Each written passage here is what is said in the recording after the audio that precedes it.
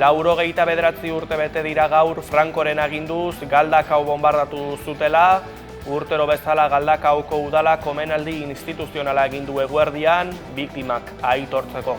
Biktimen senitartekoek eta Inigo Arriandiaga alkateak hartu dute parte. Baina jende askoren lanari esker hemen gaude, gertatu zena berreskuratzen eta zabaltzen. Iraganeko kontu horiek etorkizunera hel daitezen. Doakela udalaren aldetik merezitako aitortza Galdakao gogora elkarteari, gaurko moduko egunak beraien lanabarik ezinezkoa lirateke.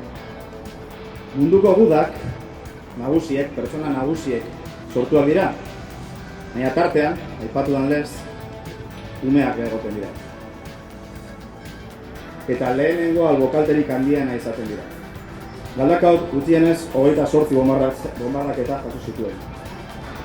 40 hildako gutxienez, eta horietatik 29 Galdakostar. Durangoko azokak sormen beka emango du aurten ere eta aurtengo deialdia musikari eskainiko diete. Proposamenak aurkezteko epea irailaren 21 arte izango da eta irabazlea aurtengo Durangoko azokan iragarriko dute, sormen lanaren emaitza berriz, hurrengo urteko azokan aurkeztuko dute. Eta Udako Euskal Unibertsitateak astearte honetan aurkeztu ditu Udako ikastaroak, azken urteetako ariari jarraituta 23 jardunaldi eta ikastaro antolatu ditu hainbat eragilerekin elkarlanean, euskal jendartearentzat garrantzitsuak diren gaien inguruan hausnartzeko.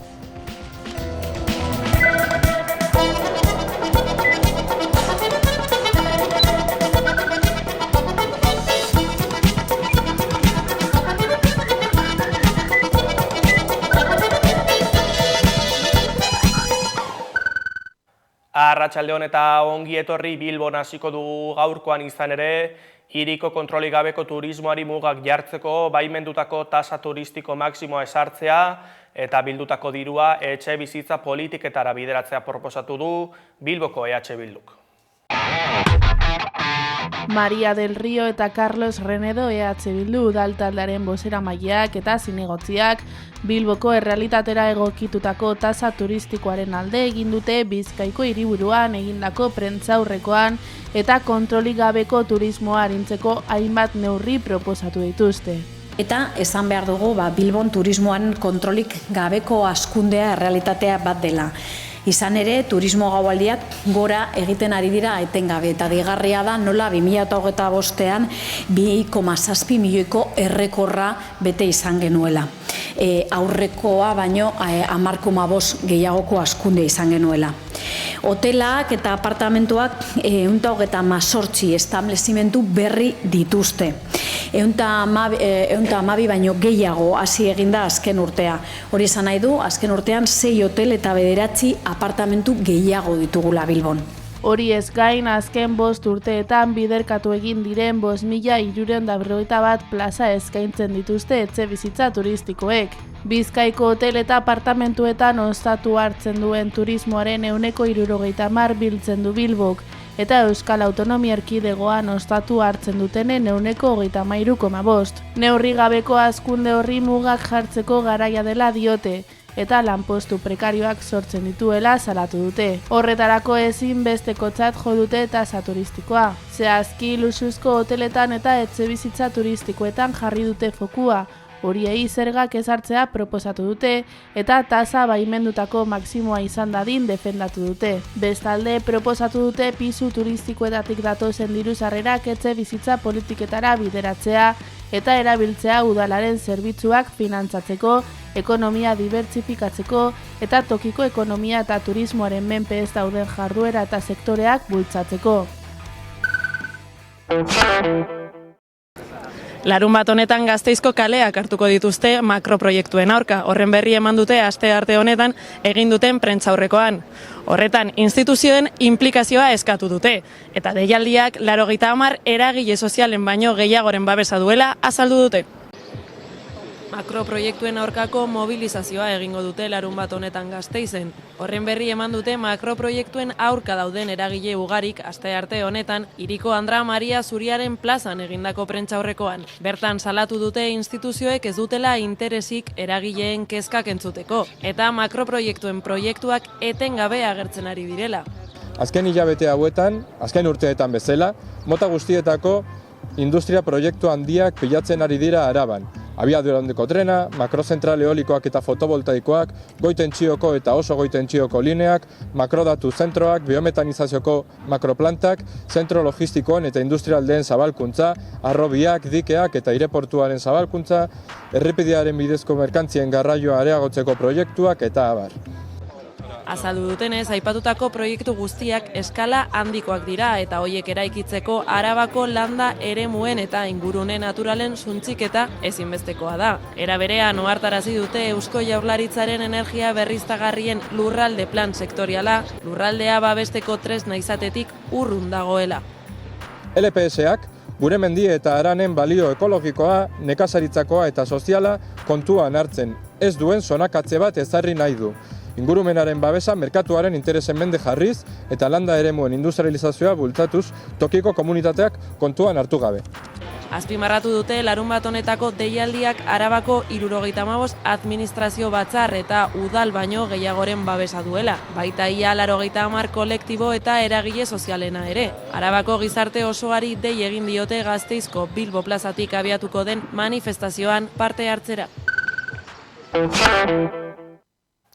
Ingurumen kontuetan lehen sektorearen funtzio ekosistemikoa aitortzeko laguntza aurkeztu du Gipuzkoako Foru Aldundiak, eredu berriak nekazaritzak, abeltzaintzak eta basogintzak lurraldearen, ingurumenaren eta gizartearen alde egiten duten lana aitortzen du eta ekonomikoki babesten du. Eider Mendozak eta Xabier Arruti diputatuek eman dizkigute xehetasunak bidanian.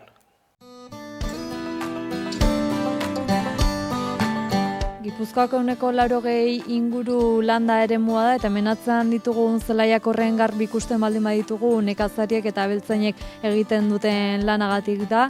Hain justu lehen sektorearen funtzio ekosistemikoa aitortzeko asmoz diru laguntzak iragarri ditu Gipuzkoako Foru Aldundiak. Lehen aldiz ekoizpen jarduera zaratago nekazariek, abeltzainek eta basoeragileek gizarte osoari egiten dioten ekarpena diru laguntza bidez aitortu du Gipuzkoako Aldundiak.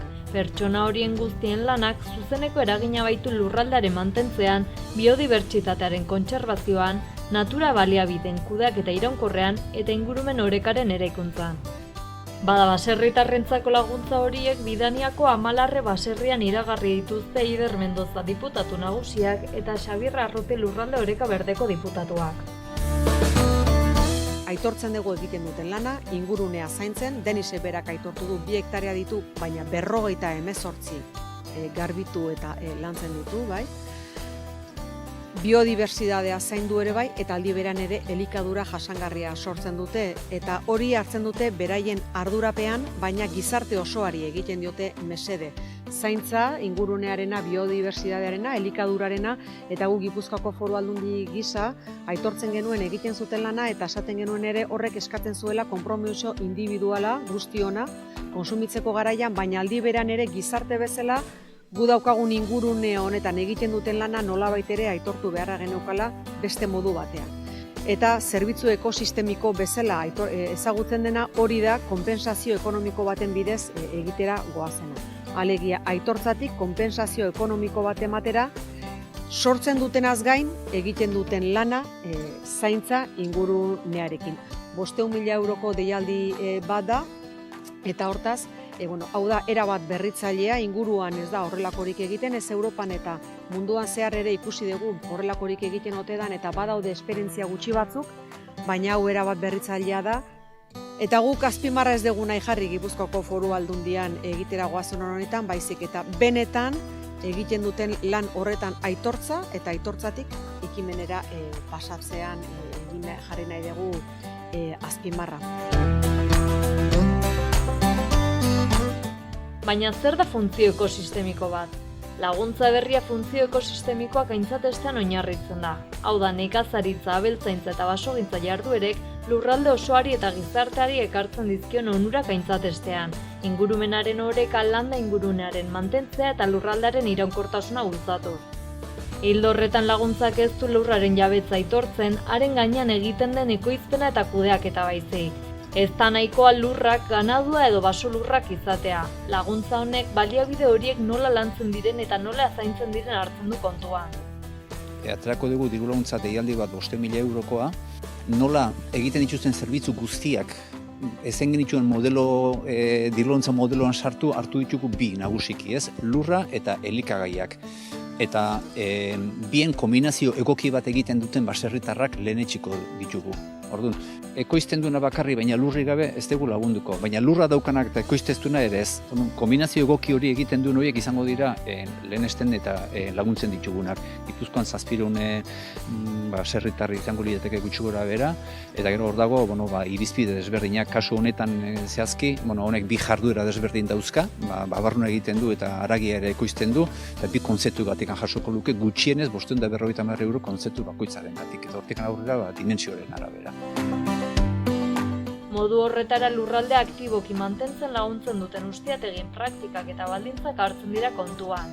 Horren bestez laguntza lerroa, lurraldari eta gizarte osoari benetako balioa ematen dioten jarduera garatzen dituzten eta horretarako lurren kudeaketa lantzen duten ustiategi zuzentzen zaie. Deialdiak 500.000 euroko aurrekontua du eta aurreikusten da Gipuzkoako 700 ustiategi inguru izango dituela Onduradon. Erreferentzia gisa, azpisektore bakoitzeko 550 euroko oinarrezko laguntza ezarri da, eta koefizienteen bidez doitu ahal izango da kasu bakoitzaren ezaugarrien arabera. Laguntza hau zehazki lehen sektoreko 3 azpisektore handiren inguruan egituratzen da, abeltzaintza, nekazaritza eta basogintza. Azpisektore bakoitzak bere jarduerari eta funtzio ekosistemikoari egiten dion ekarpenari lotutako baldintzak zehaztu ditu. Informazio gehiago Gipuzkoako Foru Aldundiaren webgunean aurkitu daiteke.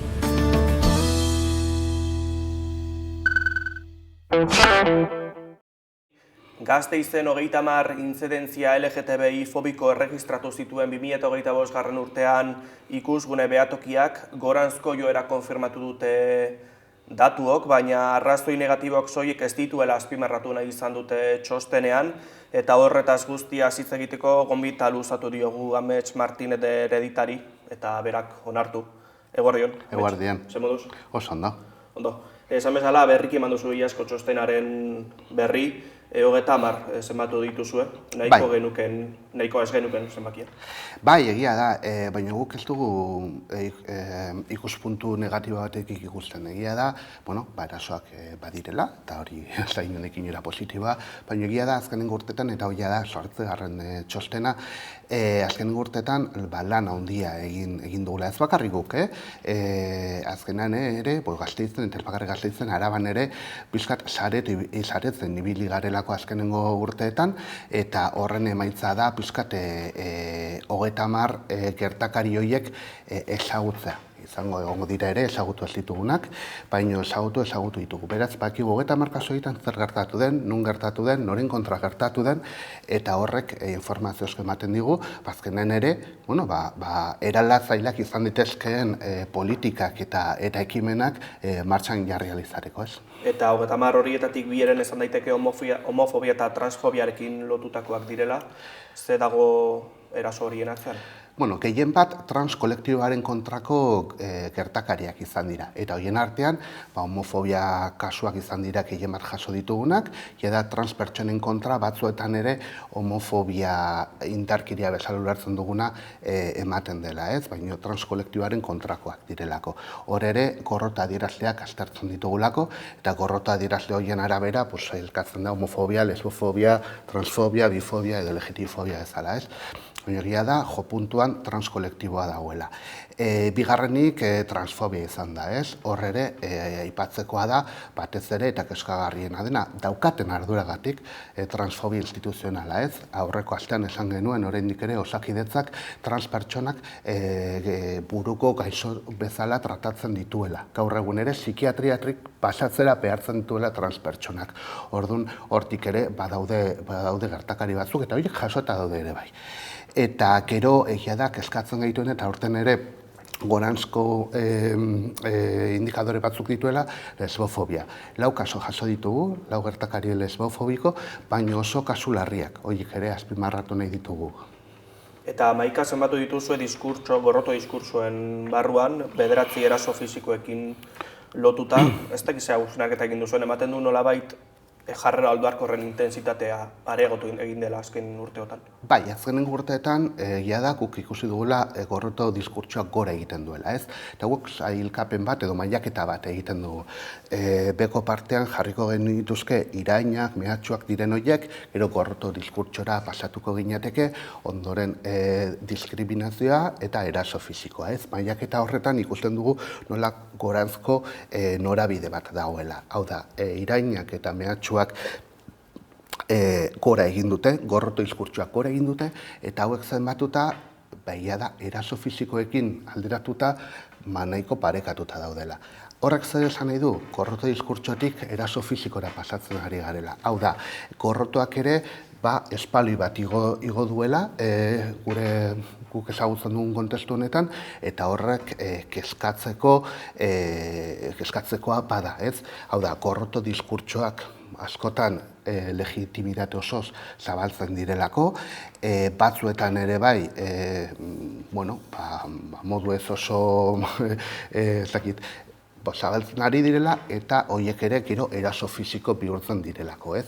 Azkenan ere, erasoak zilegitzen dutelako gorroto diskurtsoak. Eta zerekin lotuko nuke jarrera oldarkor horren hazkundea? Dudarik gabe eta txosten honetan oso adierazgarria izan da eskuin muturraren jarrerarekin. Hau da, honetan bai izan dezakegu datuak ditugula. Orain arte egoera hori ezen edo elementu hori ezen gehiegi agertzen, batzuetan bai agertu izan da, de hecho duela 2 urte ja aipatu genuen honen hazkundearen kezka, baina kasu honetan oso agerikoa izan da eskuin muturraren argudiotegiarekin bat egiten duten irainak eta mehatxuak. Batez ere sare sozialetan agertzen direnak. Hor guk badugu irizpide bat, sare sozialetakoa zenbatu alizateko, eta irizpidea da beti ere arabar erren kontrako mehatxuak edo mezuak direnean zenbatzen ditugu, edo Arabako kontuetatik, batzuetan hori ezin da jakin, baina argi eta garbi Arabako kontuetatik zabaltzen diren mezuak zenbatzen ditugu. Eta hor, agerikoa da, bai, esan dudan, eskuin muturraren argudiotegia goitik bera, eta ere, ezen dugu esan gabe utzi, arrazakeria ere agertu egiten direla mezu horietan. Ari gara beti ere Arabako kasu, ez? Intensitate handiko intzidentziez gain batzuetan modu oharkabean edo pasatzen diren batzuk ere ez genituzke ahaztu nahi, diskriminazioak esate baterako, ze motatakoak izan litezke horiek? Bazterketa gehien bat eman da gaueko aisialdi horretan. Baten bate igual, tabernaten sartzen ez ustea, edo taberna batetik kanporatzea, edo dantzatzen duen moduagatik kanporatua izana, edo irainak jasotzea, hortik ez. Gero bestetik lehen esan dudana, badago LGTBI-fobikoa den arreta instituzional bat, ez?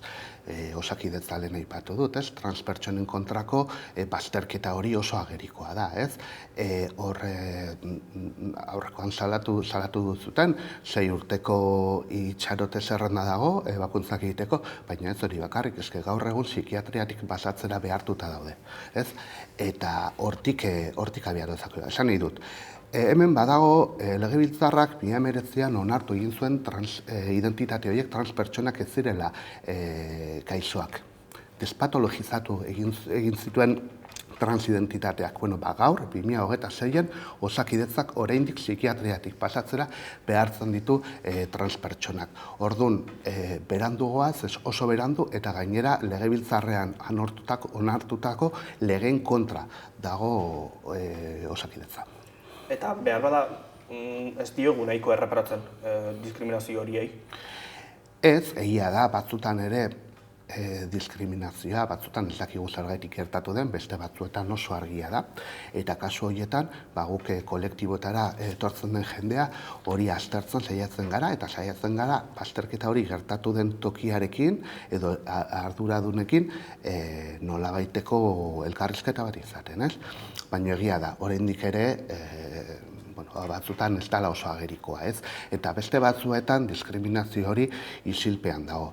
Lehen aipatu dutez, lesbofobia kasu gutxi normalean antzematen ditugula. Hori ez da lesbofobia existitzen ez delako. Hori da lesbofobia erabat izkutatuta dagoelako, edo baztertuta dagoelako, edo gutxienez ez dagoela agerian, ez? Orduan, hori bera diskriminazio bat da, ez? 8. txosten okerez banabil ikusgunerena, kokalekuari ere erreparatu diozu eta espazio publikoa izan da erasoen estenatoki nagusienetako bat, ze ondorio izatu dezakegu horren inguruan? Bueno, lehenengo ondorioa da eremu oso anitzetan ematen dela LGTBI-fobia. Honek zer esan nahi du? Egiturazko indarkeri baten aurrean gaudela, ez? Eta egia da, gero ja eremuak banan-banan hasten garenean aztertzen, espazio fisikoa dela gehien bat olako gertaerak jasotzen diren eremuak. Ondoren, familia, dator, etxebizitza, ez? Lantokia eta hezkuntza, ez? Eta hor bada beste hausnarketa bat, ez? Eta da, gure denboraren zatirik handiena, egunaren zatirik handiena pasatzen dugun toki horietan gertatzen direla gertakari horiek, ez? Lantokietan, etxean, eta hor bada beste zerbait esateko, etxea beti saldu egin digute familia, espazio seguru bezala, familia, gure ez dakit, bai, segurua den, guretzako segurua den espazio bat bezala, baina hor ere ematen dira, ez?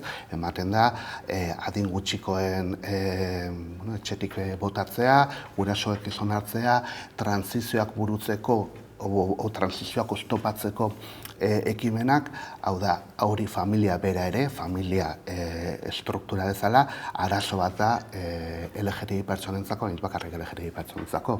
Azkena indarkeria matxista ezari gara, eta ikusten dugu familia ere, kasu askotan emakumeentzako ere, espazio, indarkeriazko espazio bat dela, guretzako ere bai.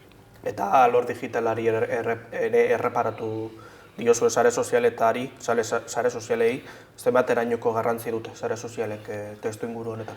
Ikaragarria, porque, claro, sare sozialetan zabaltzen diren mezu horiek ero legitimatzen dute kalean gertatzen den hori. Eta ikusi dugu, sare sozialen bitarte zabaltzen diren mezu horiek ero margoketetan agertzen direla kalean. Eta ikusi dugu erasoak egiten direnean, erasotzailek oihukatzen duten hori argudiotegi berdina dela, ez?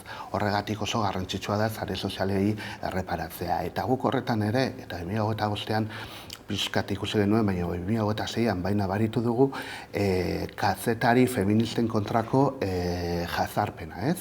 Hau da, olako LGTBI-fobiaren inguruan, indarkeriaren inguruan zabaltzen diren berri horietan, sinatzen dituzten berri horiek zabaltzen direnean, zenolako korrotoa, bai transfoboak diren eremu horietatik, eta baita eskuin muturraren aldetik, ez? Hau da, jazarpena dago, konkretu kasu honetan kazetari eta LGTBI ekitzaileen kontra, baina ia da, sare sozialetatik kanporatu nahi gaituzela, espazio publikotik kanporatu nahi gaituzten bezala, ez? Eta horretan, badugu indarrak batzeko hori da egin behar duguna, indarrak batu, zaindu, elkar zaindu, eta gureak ere diren espazio horiek defendatu, ez? Eta ez dakit adinari erreparatu diozuen txostenean, ez dakit heldu edo gazteak diren erasoak pairatzen dituzten biktimak?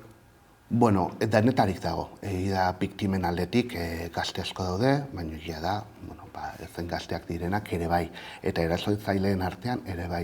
Eta lehen aipatu dugu, ez, sare sozialen argudiotegia, eskuin muturraren argudiotegia, eta guk ere askotan egiten digutelako galdera hori, ezen da erasotzailearen profila, eta guk esate dugu profila da, 40 urtetik gorako gizonezko korbatadun bat, eta seguramente nunbaiten eskaino bat duena, ez? Hori da, korrotoa zabaltzen ari duena, eta korroto hori eraso fisiko edo eraso bihurtzen duena. Orduan perfila, inun baldin bada, hortxe dago. Eta bestetik instituzioa, ez? Orain, maiatzaren 17 izan da, igandean, adierazpen instituzional pila bat egon dira, hemendik hilabete batera, ekainako 28, berriz ere adierazpen instituzionalak, baina konpromisoak hortxe daude, ez? Legeak gauza batzuk esaten dituzte, baina instituzioak oraindik ere despatologizazioa aipatu dut eta batez ere horrekin ez dituzte betetzen ari. Orduan, adierazpen instituzionalak oso ongi daude, baina adierazpen instituzionalak konpromisoak behar dituzte eta euren aldetik konpromiso gutxi, hitz asko eta batzutan ez dakite bereientzako florero bat garen otzar, baina hemen hitz asko bidetaz ari gara. Eta horren arira zein da erakunde publikoen rola edo? Erakunde gehien bat, badira batzuk, kolektiboekin elkarlan batutenak, badira elkarlan horien ondorioz politikak aratzeko aukerak dituztenak, ez ditugu guztiak esako berdinen jarriko, baina egia da instituzioen rola dala LGTBI politikak eta politika feministak martxan jartza elkarteekin elkarlana bultzatuz eta elkarteen eta LGTBI eta aktivista feministen ekarpenak jasotzen. Hortik, lehen esan dudana, batzutan sentsazioa da hori, ez? Apaingarri bat garela euren memorietan, euren txostenetan, urtean bitan ateratzeko erabiltzen dutenak, baina gero, bai, eta kasu askotan, Bilboko kasuan adibidez, oso agerikoa da, kolektibo hau bakarrik ikusten dutela helburu merkantilista batetik, ez? Gasteizen eta Araban egoera ezberdina da, baina egia da oraindik badutela asko hobetu, ez? Eta Gasteizera bueltatuta guretzako oso arraro izan da, adibidez, aurten bi adierazpen instituzionala egon direla, bata LGTBIQ izkiak erabiltzen dituenak eta besteak LGTBI izkiak soilik erabiltzen dituenak, ez? Eta pena bada, bigarren urtea da hori gertatzen dena, eta hortik ere, zala parte interesatu bat sortu nahi izan dute, ez? Esan dudana, adierazpen instituzionala konpromisorik gabe, eta batzuetan instituzioetan onartzen duten hori berdin dio edozein udaletan, estatuko edo munduko edozein udalek onartu dezake horri horietan jartzen duena, ez dagoelako lurraldean kokatuta, ez dituelako konpromisorik, eta desde luego autokritika zero patatero. Horrekin geratuko gara, Mets Martinez Heredita, eskerrik asko Amaikari tartetxo bat gitarren, eta beste bat arte. Eskerrik asko zuei. Gure aldetik besterik ez, informazioa eskuragarri daukazue amaika.eusen eta gure sare sozialetan, Isasakararen Umaue abestiarekin utziko zaituztegu. Bihar arte, Gabon!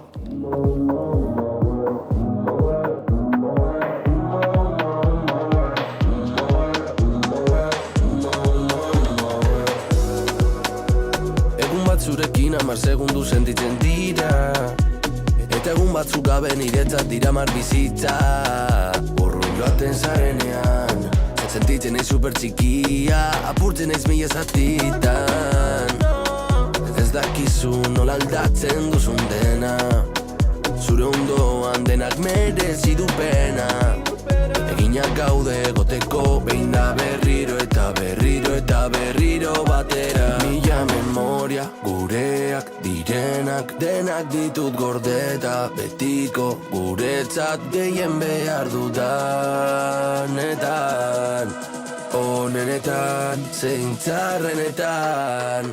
Mila memoria gureak direnak denak ditut gordeta, betiko guretzat gehien behar dudanetan. Onenetan, zein txarrenetan. Hor zaudezu, hor zaudezu, hor zaudezu, hor zaudezu.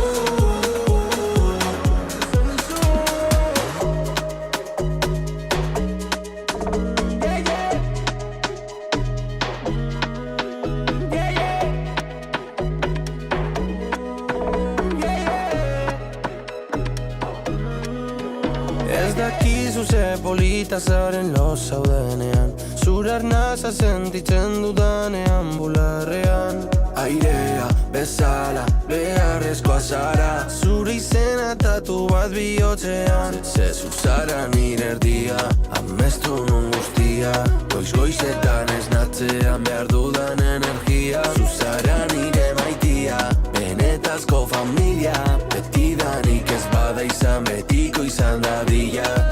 Mila mila memoria, gureak direnak, denak ditut gordeta, betiko guretzat gehien behar dudanetan.